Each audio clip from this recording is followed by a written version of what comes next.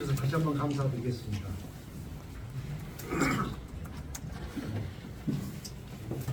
그러면 먼저 이제 출마전을 말씀드리고 여러분들이 궁금한 점은 제가 질의를 통해서 이제 답변을 하도록 하겠습니다. 그러면 말씀을 드리겠습니다. 존경하는 부천 시민 여러분, 당원 동지 여러분, 그리고 부천 시민의 알 권리 충족을 위해 전력을 다하시는 언론인 여러분, 2024년 4월 10일에 실시 예정인 제22대 국회의원 선거에 출사표를 던진 예비후보 박정상입니다. 대한민국의 가장 큰 규범인 헌법 제1조에는 대한민국은 민주공화국이며 대한민국의 주권은 국민에게 있고 모든 권력은 국민으로부터 나온다고 명시되어 있습니다. 자금의 대한민국의 정치 현실은 무능함을 넘어 한멸을 느낄 정도로 국민은 안중에도 없고 오로지 권력 싸움에만 매몰되고 있습니다. 대한민국은 민주공화국입니다. 국민이 주인이고 경제와 균형을 기반으로 화합의 정치를 해야 함에도 불구하고 대통령실을 포함한 행정부, 입법부, 사법부 등은 국민이 임한 권력인 행정권, 입법권, 사법권을 남용하고 국민을 기망하고 있습니다. 2년차 윤석열 정부는 국민의 대표 기관인 국회의 입법권을 무시하고 있습니다. 최소 저항적인 권력인 거부권을 무제한적으로 행사하고 있으며 시행령 정치로 법률을 무력화하고 있습니다. 2024년 실시될 총선에서 더불어민주당의 압승만이 무대고 무능한 윤석열 정부를 견제할 수 있습니다. 새로운 변화와 새신만이 총선에서 민주당의 압승을 기인할 수 있습니다. 능력과 도덕성은 국회의원의 기본적인 소양입니다.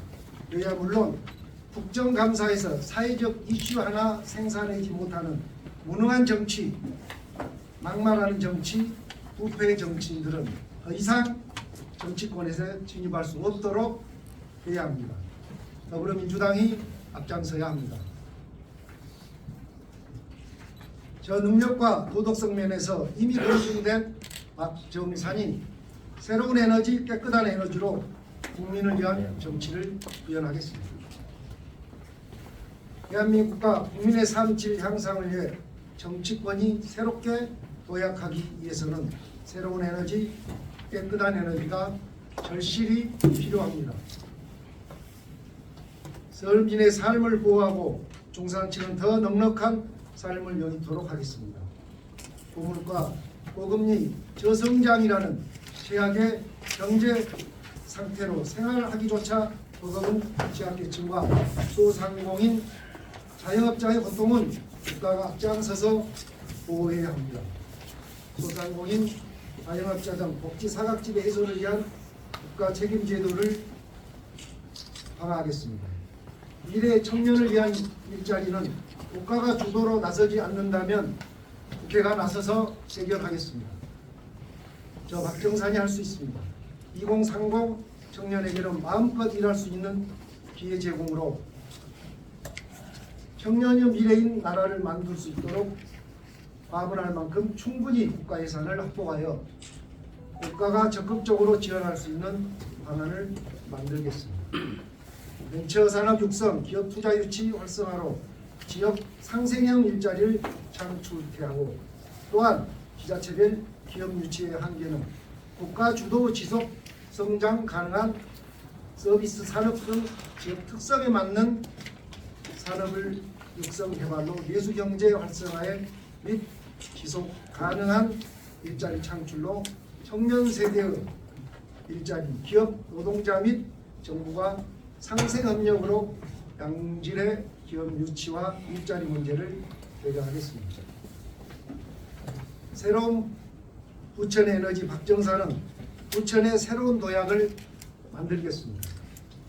10년이 넘도록 지체되고 있는 부천 시민의 염원인 부천 영상문화산업단지 개발, 부천 지역의 학부모들의 교육 문제로 시급한 과학고를 조속히 유치하겠습니다.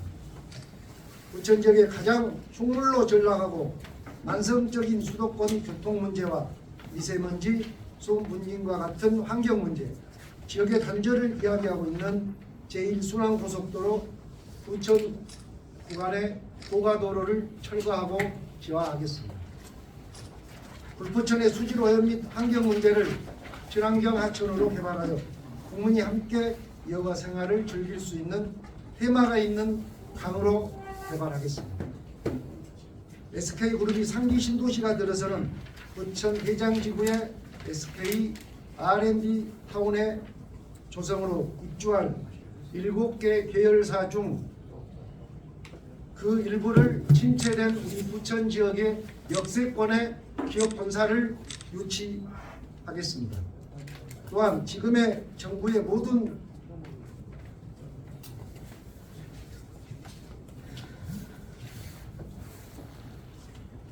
정상 부천에 침체된 경제를 살리겠습니다. 미래 세대를 위한 선도적인 정책 대안을 만들겠습니다. 탁상행정이 아닌 인생을 위한 현실 정치인이 되겠습니다. 깨끗한 에너지로 국민으로부터 직함받아온 국회의원 부정부패망만 아닌 국민의 삶을 위한 정책으로 국회의 질을 높이겠습니다. 깨끗한 에너지로 새 술은 새 부대에 담아야 합니다. 저 박정산 차기 22대 국회의원에서 민주당의 새로운 에너지가 되겠습니다. 저 박정산 새로운 에너지로 윤석열 정부의 무능을 견제하고 대안을 찾아 국민의 행복 증진을 위해 최선을 다하겠습니다. 또한 깨끗한 에너지로 언제나 국민 곁에서 국민과 함께하는 정치가 되도록 하겠습니다.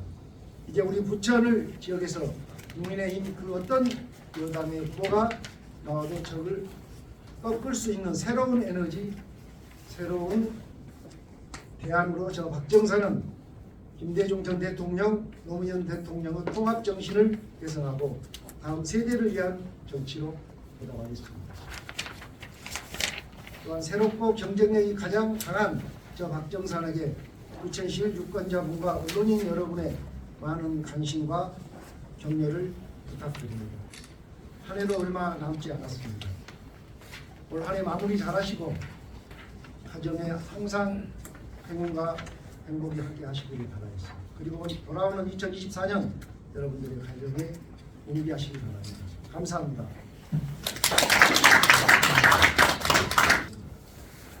부천 영상문화산업단지에 대해서 말씀을 드리겠습니다. 영상문화산업단지는 2019년도에 정덕천 시장이 있을 때 GS 컨소시엄이 MOU를 체결하고 영상문화산업과 관련된 기업과 국민들이 살 수 있는 주상복합으로 컴팩트 시티 형태로 이제 개발을 추진을 했습니다. 그래서 토지 매매 계약 단계까지 왔었지만 시 집행부가 바뀌면서 지금 진전이 안 되고 있는데요. 이런 문제들이 더 진전될 수 있다든지 아닌다든지 아직 시가 발표를 안 했지만 저희가 이 부천시 세수와 관련해서 좀 말씀을 드리겠습니다. 우리가 지역에 기업을 유치하는 것은 지역 경제 활성화 및 지방자치단체의 세수를 증대시키고 그 세금으로 시민들에게 돌아가는 이런 형태로 이제 구조가 되어 있는데 영상문화산업단지는 많은 사람들이 사실 훈수를 하고 있습니다. 어떤 기업이 와야 된다, 뭐를 해야 된다 그러는데 이미 영상문화산업단지 10만 평은 어떤 기업이 와도 부천시의 세수를 300억 이상은 제공할 수 없는 그런 곳입니다. 쉽게 말하면 우리 부천시가 연매출 7조 원인 기업이 7천억인 기업이 우리 시에 1년에 10억 원 정도의 세금을 내고 있습니다. 그렇게 따지면 매출 7조 원 정도 해야 700억 원에 100억 원 정도 세금을 낸다고 보면 되겠습니다. 그래서 작년도 우리 부천시가 총 1,889억 원의 지방소득세를 거뒀는데요. 거기서도 보면 우리 그 기업이 내는 법인세에 대한 지방소득세는 634억입니다. 그럼 우리 부천시 전체에 기업이 내는 시에 내는 세금이 634억인데 과연 영상문화산업단지에 얼마나 많은 세금을 내는 기업을 유치할 수 있겠습니까? 현실적으로 쉽지 않은 이야기입니다. 그렇기 때문에 지금 형태로 GS 컨소시엄 형태로 개발을 해도 최소한 우리 부천시에 150억에서 200억 정도의 지방세를 걷어들일 수 있다 하면 우리 부천시가 시민들이 모두 내는 세금이 6천억 정도 되니까 재정 자립도를 약 한 3% 이상 높일 수가 있잖아요. 그렇다면 지금도 한 29% 정도 되는 부천시의 재정 자립도를 32% 정도 올릴 수 있다고 그러면 빨리 개발을 해야 된다고 생각해요. 그런데 사공이 너무 많고 또 총선을 임박해가지고 이게 또 산으로 갈까 심히 걱정이 됩니다. 그래서 지금 하고 있는 대로 개발을 하되 혹시 이게 문제가 된다면 제 의견은 우리가 말하는 요즘은 인구도 경쟁력입니다. 부천시 인구가 2012년도에부터 지금까지 약 10만 명 이상이 줄었는데 이거는 인구만 줄은 게 아니고 그 사람들이 살았던 죽어도 빈집이 됐을 거고 그 사람들이 이용했던 상권도 무너졌어요. 그렇기 때문에 1차적으로 인구를 어느 정도 확보를 해야 되고 그 다음에 그 사람들이 생활할 수 있는 것을 만든다 하면 영상문화사업단지는 사실 주상복합도 필요하고 기업도 필요한 곳이라고 저는 보고 있습니다. 단 우리가 영상문화산업단지가 되려면 과 관련된 기업이 많이 와야 되는데 사실 여러분도 알지만은 우리 만화 애니메이션과 같은 기업 직원 50명, 100명이 근무하는 회사가 부천에 들어올 수 없습니다. 지금. 현실적으로 이유가 있어요. 공간이 없습니다. 그 사람들이 근무할 사무실 공간이 없어요. 그런데 우리는 매번 기업을 유치하자고 하지만 공간도 없는데 어디다 기업을 유치? 그 사람들이 테크노파크에 갈 수도 없습니다. 실질적으로. 그래서 영상문화산업단지의 지식센터 공간과 주거 비율을 예를 들면 3만 평에서 2만 평으로 줄이고 그만큼은 용적률을 높여주고 그 부지에 차라리 영상문화산업과 관련된 기업들이 자유롭게 사업을 할 수 있고 프라이드를 느낄 수 있는 그런 기업 유치 업무용 빌딩을 차라리 더 많이 유치해서 하게 되면 우리가 원하는 것을 충분히 얻을 거라고 생각합니다. 왜 그러냐면은 아까도 말했지만 그 땅을 무료로 주지 않는 이상 기업이 들어와서 우리 시에 세금 300억 이상 낼 수 있는 기업 절대 들어오지 않습니다. 그것이 현실입니다. 그렇기 때문에 최소한 1조 5천억에서 2억 정도의 토지비도 받고 또 우리 부천시에 150억에 200 정도의 세수도 들어올 수 있으면 빨리 해야죠. 그런데 너무 사공이 많아서 추진이 안 되고 있습니다. 그리고 그 1조 5천억, 2천억을 가지면 우리가 다른 지역보다 제가 말씀을 드리기 죄송합니다만 대장동에 우리가 굴포하수 종말 처리장과 쓰레기 소각장 15만 평입니다. 이 15만 평을 인접으로 옮기려면 영상문화단지 매각 때문에 1조 원만 투자하면 약 8만 평의 부지를 사가지고 그 시설을 국지하면 옮길 수 있습니다. 그리고 우리 지금 부천시로 소유로 돼 있는 굴포하수 종말 처리장과 쓰레기 소각장 15만 평은 미개발 지역으로 토지로 놔뒀다가 나중에 우리가 10년, 20년에 또 개발하면 영상문화단지를 매각을 해도 시민들이 절대 뭐라 하지 않습니다. 왜? 그보다 더 많은 미래 개발 토지를 확보할 수 있기 때문에. 그런데 그런 대안도 없이 무조건 뭐 기업을 유치해야 된다, 어디서는 부러우면 안 된다 이러는데 저는 그런 이야기는 하지 않고 현실적인 문제, 그러니까 영상문화단지는 예술작품을 만든 것이 아닙니다. 현실을 만들어내는 거예요. 그래서 어려운 재정인 우리 부천시에 최소한 3%라도 재정 자립도를 높이고 거기에 있는 토지 대금의 일부 1조 원 정도는 대장동에 투자해서 쓰레기 소각장과 다수 종합체육장을 인적으로 옮기고 15만 평은 미래의 개발 토지로 놔두는 게 낫다. 그리고 좀 한 번 더 붙이면 거기에 종합운동장을 그쪽으로 일부 할애해서 옮겨주면 종합운동장의 그 넓은 토지도 우리가 확보할 수 있잖아요. 왜? 포터블 역세권이기 때문에 지하 땅속에만 4개 여기 지나다니면 그건 안 맞는 거고 위에 땅이 공간이 그거로 소화할 수 있는 도시가 만들어져야 된다. 그렇기 때문에 나는 영상문화단지를 지금 있는 상태에서 빨리 추진을 해서 자금도 확보하고 어려운 부천시의 재정도 해결해야 된다. 이렇게 생각합니다. 네, 다음 제일 순환 고속도로 부천 구간은 완성 정체지역입니다. 근데 이거를 만들 때 그때는 교통량이 그렇게 많지 않았기 때문에 우리 지역에도 IC를 내달라, 우리도 IC를 내달라 보니까 시흥 IC, 장수 IC, 송내 IC, 중동 IC, 서운 IC, 계양 IC 약 한 7km 구간에 5개 IC가 있습니다. 그래서 이 IC가 진출입이 있기 때문에 차가 밀릴 수밖에 없어요. 근데 그거를 지금도 그대로 놔두고 그건 문제뿐 아니고 그 구간에 자동차 소음, 분진 너무 많은 문제가 야기되고 타이어 가루, 그 다음에 우리 상동 호수공원과 영상문화단지 이쪽은 단절이 도시 자체가 단절이 돼 있어요. 그래서 지하를 저는 고가를 철거해야 된다고 생각을 합니다. 그래서 이 문제는 우리가 쉽게 말하면 기술 문제, 예산 문제를 이야기하는데 이 도로가 생길 때 우리나라 대한민국 1년 예산이 99조 원이었어요. 지금 내년도 예산이 636조 6천 원입니다. 벌써 약 한 7배 정도 늘었기 때문에 돈의 문제나 기술의 문제가 아닙니다. 왜? 지금 바다에도 해저 터널을 뚫고 하거든요. 이거는 지하에 도로를 뚫은지도 모르게 공사를 할 수 있습니다. 이거는 의지의 문제라고 생각합니다.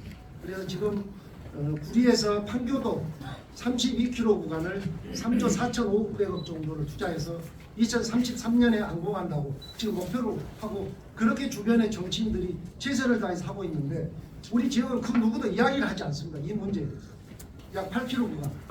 그래서 이 문제를 저는 평소에 이 소신을 갖고 있었기 때문에 지금은 이제 예비 후보라 자신감 있는 이야기를 못하지만 예를 들어서 제도권에 들어간다면 바로 즉시 이 문제를 해결할 수 있게끔 찾아가서 할 수 있다는 생각을 합니다. 그리고 대도시 가경교통위원회 가가지고 부천 구간도 이제는 대안으로 의제로 넣어달라고 거기까지만 하면 이게 시작이 되는데 아직까지도 그 배광에 그 의제 하나를 못 넣고 있습니다. 실질적으로. 그렇기 때문에 우리가 외곽순환도로는 고가는 철거하고 지하로 해야 됩니다. 그리고 사실 여러분들이 아시는가 모르지만 고가 하부도로가 4차선인데 이 도로가 무용지물입니다. 왜? 상일동 철도 앞에서 끊어져 있고 굴포천에서 도로가 끊어져 있습니다. 이 4차선 도로. 아파트 그냥 단지 도로로 사용을 하고 그렇기 때문에 이 도로를 17사를 넘어서 지하 터널을 뚫어가지고 영동고속도로 우리가 어린이 대공원 서창 IC 쪽으로 연결을 하고 굴포천을 넘어서 계양으로 연결을 하면 일반 도로도 사용하고 지하도 사용하고 하도 문제가 없고 도시가 가치가 정말 높아질 거로 생각합니다. 그렇게 되면 도시 가치가 높아지면 지방세도 당연히 늘죠. 신도시 우리 제1순환고속도로 주변을 여러분 생각해 보면 우리 부천처럼 신도시 가운데로 관통하는 도로는 없습니다. 그렇지만 제가 볼 때는 지역 정치인들이 그에 대해서 너무 무관심하고 관심을 가질 때 아닌 것 같습니다. 저는 그 문제를 어떤 경우도 해결해야 된다고 생각합니다. 시장 신도시로 계획도시입니다. 이 도시를 어떻게 만들겠다고 계획을 하고 시작을 하고 있기 때문에 대장동의 첨단산업단지가 한 18만 평 정도 이제 조성이 될 건데 기존에 있는 부천시에 있는 기업이 그리 이동을 하게 되면 우리 원도심은 다시 거기에 기업이 들어올 수가 없습니다. 집을 지어야 됩니다. 그렇기 때문에 현재 있는 기업과 새로운 우리가 말하는 원도심에 있는 옛날 굴뚝 산업이나 이런 산업이 아닌 첨단 산업을 유치하려고 하기 때문에 기존의 해파에 플러스 알파를 하는 거기 때문에 기존 업체가 거기로 옮겨가기는 쉽지 않겠다라는 생각을 하고 있고요. 지금도 조금은 아쉬운 부분들이 있습니다만 지금도 18만 평 정도라 너무 작고 또 SK그룹의 연구소에 한 4만 평을 할애하게 되면 실제 그렇게 많은 기업을 유치를 못하는 부분이 되게 아쉽고 또 우리 그 상공인들이 이야기하는 지금 현재 원도심의 부천에서 사업을 계속했던 분들에게 특별한 기회를 제공해야 되는데 그 부분은 다른 방안을 찾아서 해야 되는 것이 아닌가 이렇게 생각합니다.